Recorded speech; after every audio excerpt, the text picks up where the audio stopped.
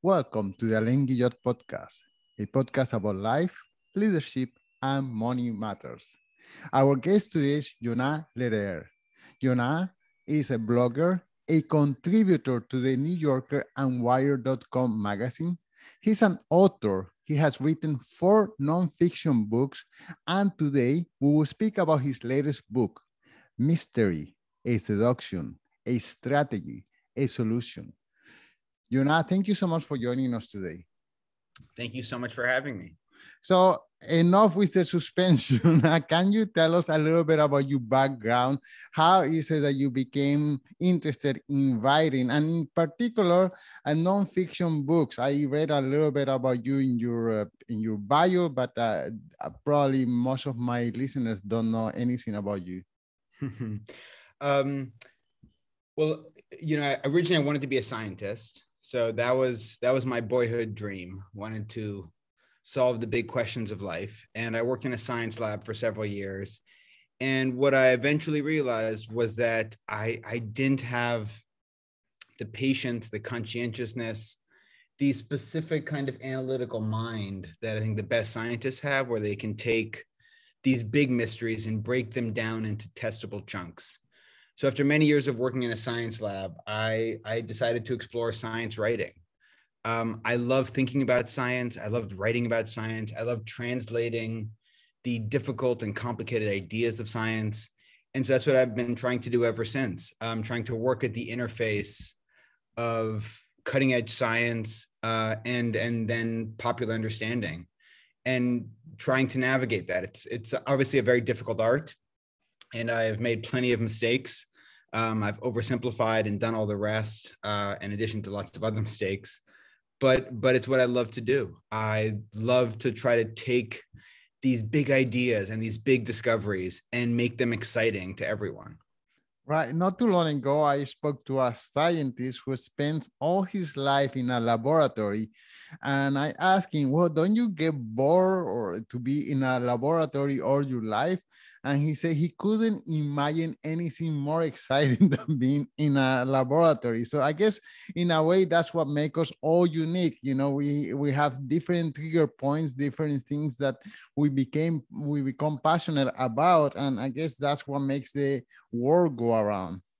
Absolutely. Beautifully said. And I do think to be a great scientist, and it's probably true of every job, you have to love not just the ideas, but the manual labor of it. I think the great scientists, they don't just love thinking about the big ideas. They love working in the lab. They love the manual labor. They love the mini preps. They love the test tubes. They love the PCRs. They love all the experiments that from the outside may look tedious, for them are exciting because They understand how it connects the big idea. And I think the same is true for writing. I think to be a good writer, you can't just love the ideas. You have to like playing with words. You have to like typing. You have to like putting your butt in the chair and tapping out ideas and then revising them and then revising them again. So it's learning to love the manual labor. That I think is the key. I heard from some writers that they hate writing, but they hate not having written even worse. So they had to sit down and write. That's a good way of putting it. I mean, when I hear writers complain, I often think we should try a different job, because there are many jobs that are much harder than playing with words. Okay, talking about writing, can you tell us some of the titles of the books that you have written and kind of a little bit of a short synopsis? Sure. My first book was Proust Was a Neuroscientist. That was about artists who anticipated, or so I argued, so I speculated, artists who anticipated the neuroscience of today. So in the case of Proust, for instance, I think if you read his novels, they anticipate many very modern ideas about how our memory works. In particular, the idea that our memory is very fallible, that every time you remember a memory, you in a sense created anew. So our memories are tangled up with fiction, even though they feel nonfiction, even though they feel true. They're actually stories we tell ourselves, and they're highly unreliable. So that was my first book. My next book was How We Decide. It was about the science of decision-making.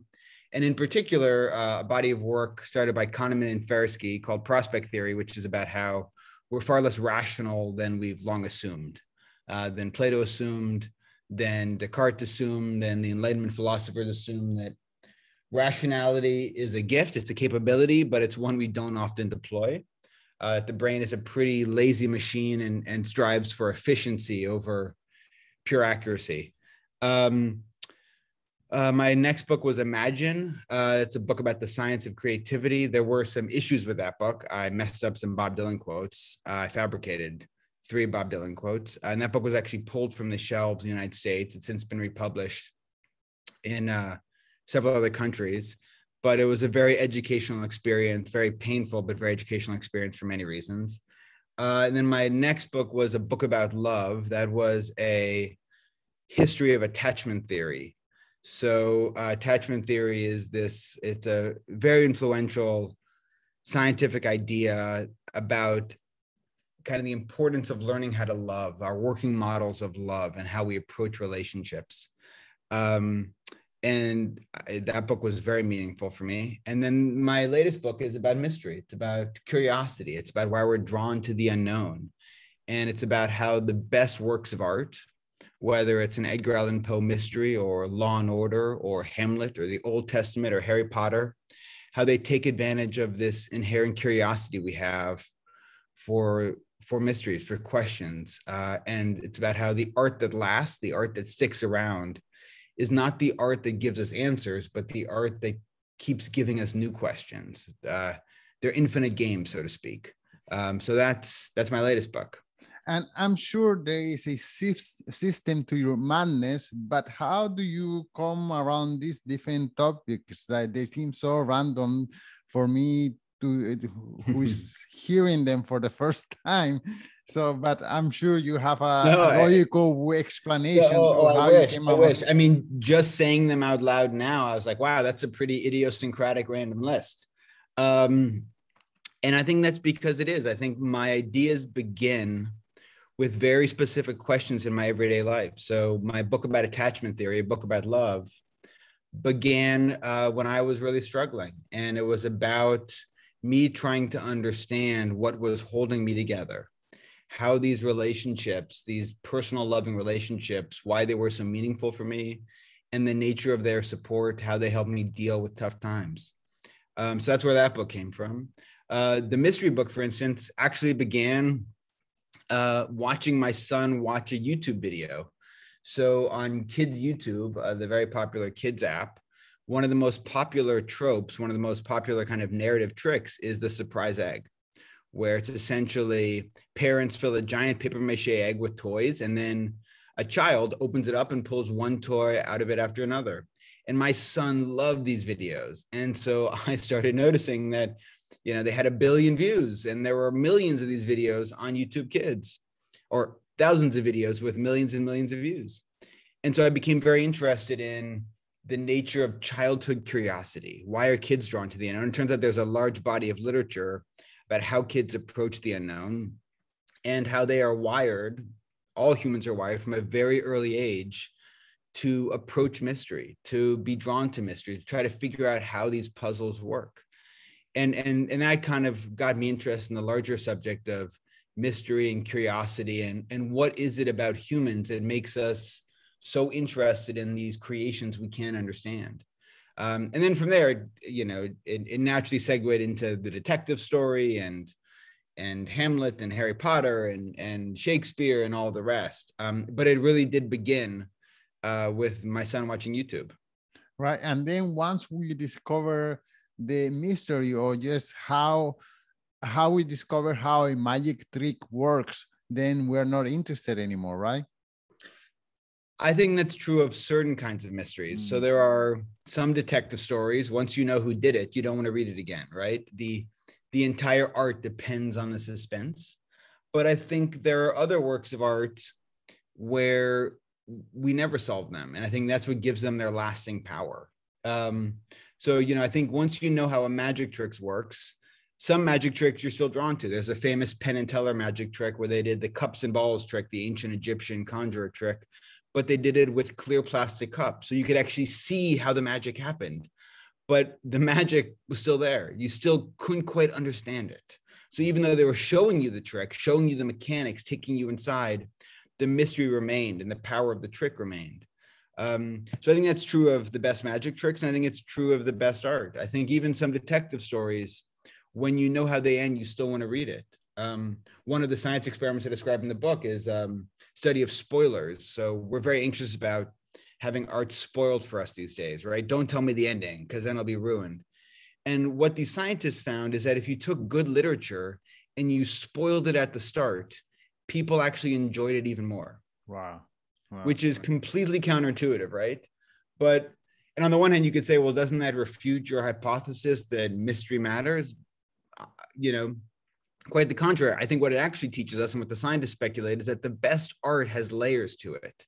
And that the ending is one layer, but that there are all sorts of other mysteries embedded within, the mysteries of the characters, the mysteries of how the writing unfolds, the mysteries of the world, how the story builds. We notice all the puzzle pieces clicking together. And it's those, and when we know how it ends, we're more free. Our bandwidth is free to notice all these other mysteries and to appreciate them. So it can actually enhance good art.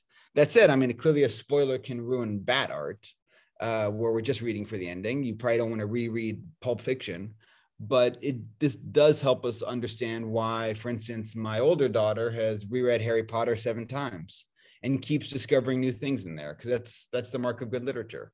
Wow.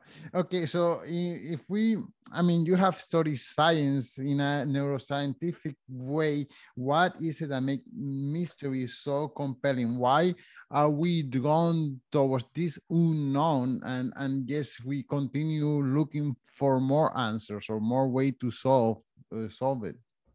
I think good art takes advantage of a very basic bit of software in the brain, and this is a bit of software you see in all sorts of animals and creatures, from mice to fruit flies to new and old world primates.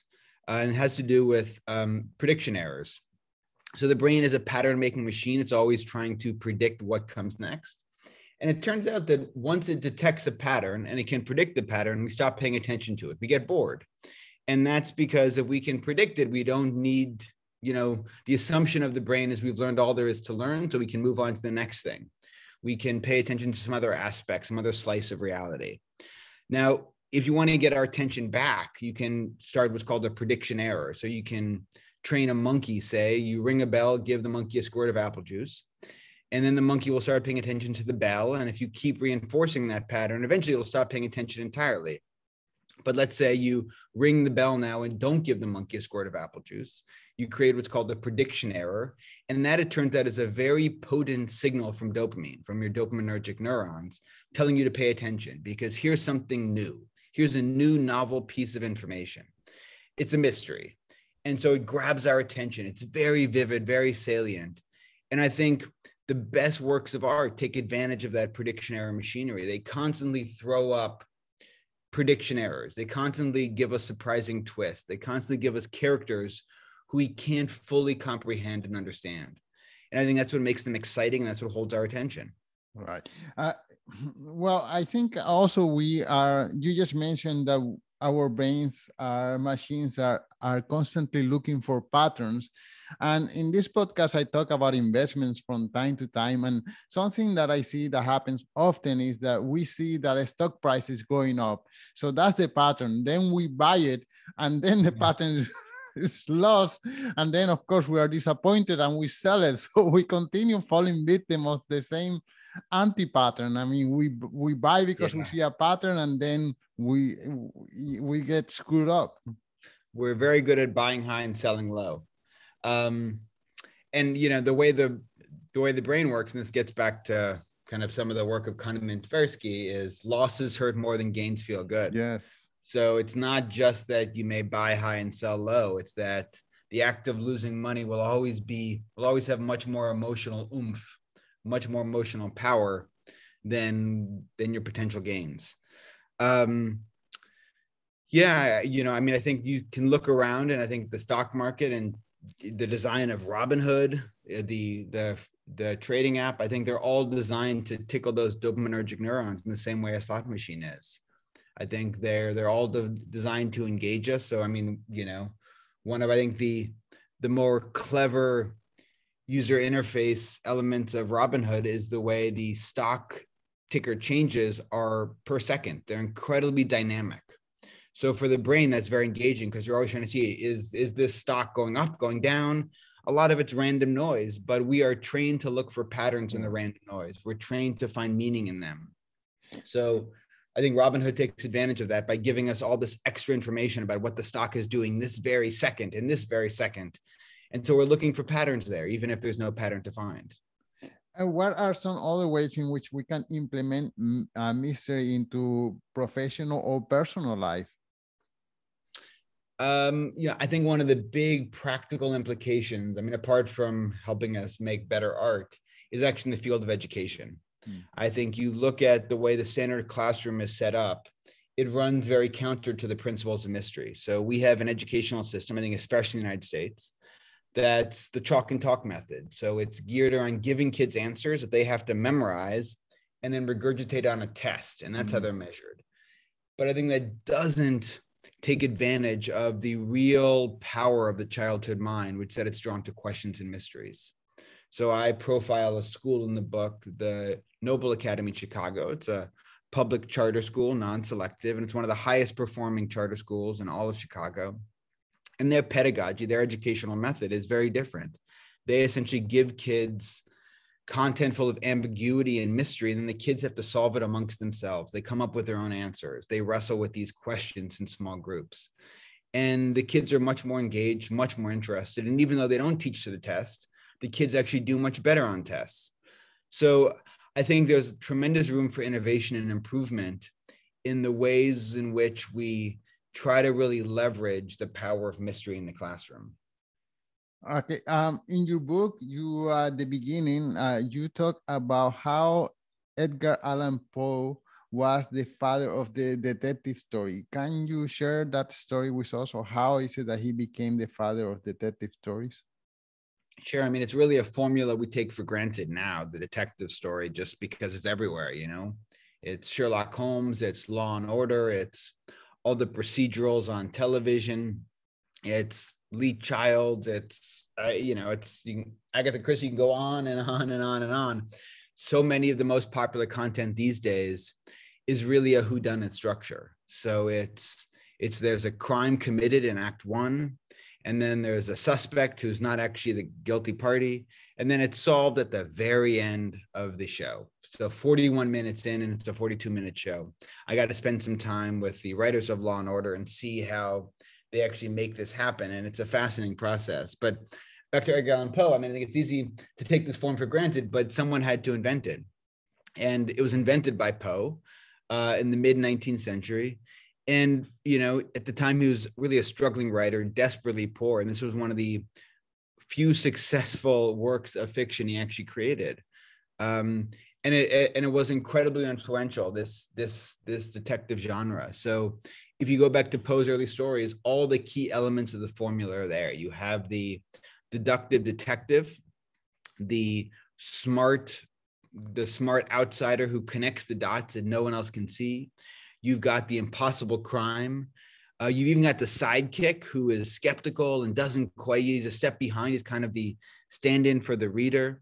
And you've, of course, got the surprising twist at the end. So all those elements were very influential for people like Conan Doyle, for Agatha Christie, for all the other great mystery writers. I think they really all trace their formula back to Poe.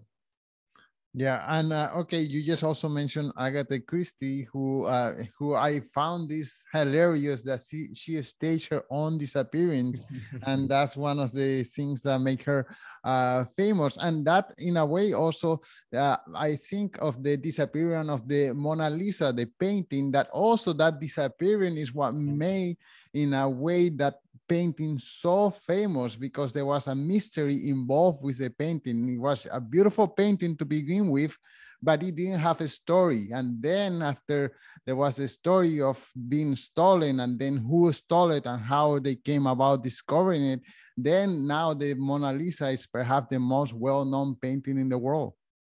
It's a fascinating connection. I never thought about that, but yeah, I mean, I think it's the same principle. As Agatha Christie put it, what readers are interested in is the chase.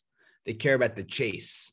It's not the catch, it's the chase. And I think that's that's a principle she, of course, put to use in her writing, but I think she also put to use in her career when she staged her own disappearance at a very difficult time of her life. And it is, I think, a key element of what made her famous. She'd already written some really good detective stories, but they hadn't sold very well. And it wasn't until she staged her disappearance and became this cause célèbre, both in the United Kingdom and America, that her writing career really took off. And not too long ago, I mean, I think this past month, there was the disappearing of a white woman. Her name is Gabby Petito, I think.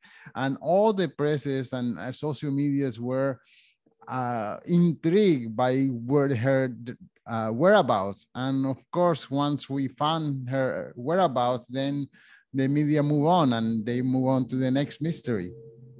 Yeah. I mean, I think you can see the media thing on a regular basis will fixate on one of these mysteries, one of these chases. And I think it's very similar to what happened to Agatha Christie, where it is the chase. It's the complete unknown. It's the impossible crime. You have these clues, you have a suspect, and things don't quite add up. Well, Jonah, I think your book is full of mysteries. I think that the reader will have to get the book to discover the other things that entice us towards looking for these mysteries, the strategies, and the solutions. Can you mention one last time the title of the book and where can the listeners follow you? Sure. The book is called The Mystery. They can find it in any bookstore or on Amazon or any digital bookseller. And they can follow me on my website at jonahlehrer.com. Jonah, thank you so much for your time. Thank you. Such a pleasure.